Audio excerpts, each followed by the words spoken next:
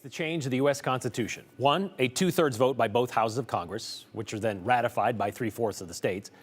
The other, as granted by Article 5 of the Constitution, is for two-thirds of the state legislatures to agree to get together to propose changes to the Constitution. A convention of states, they call it. And that is what is being considered right now by members of Idaho's legislature. Convention of States Action Group says the amendments they're looking to propose would, quote, impose fiscal restraints on the federal government, limit its power and jurisdiction, and impose term limits on its officials and members of Congress, end quote. Critics worry, though, opening up that convention could open up a lot of things to consideration, like anything. Joe Paris with us now to kind of tell us what is happening with this in Idaho right now. Yes. So, Brian, long story short, to answer your question, it continues. It is still alive. The Senate Judiciary and Rules Committee, they have passed Senate Concurrent Resolution 112 to ask Idaho lawmakers to sign on to the application for a convention. So it takes 34 states to call the convention and 38 to ratify any amendments that are proposed. Critics say that the country is too apart politically, for the convention to happen responsibly. They worry about a runaway convention that would take on ideas outside of what Brian just mentioned. Instead, they would take up social issues like guns, abortion, LGBTQ rights. But legislative sponsor, Senator Todd Lakey, he disagrees with the assertion. There was discussion about unity and disunity, senators.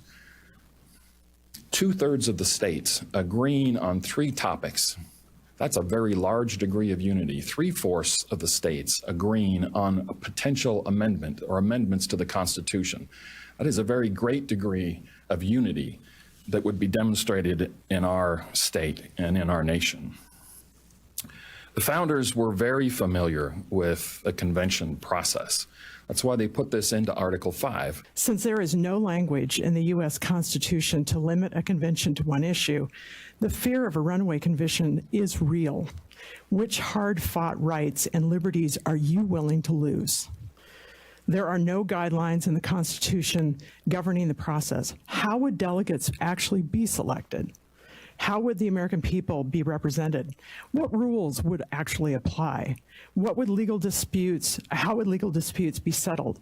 And how would the influence of special interests be limited so the voices of the people could be heard?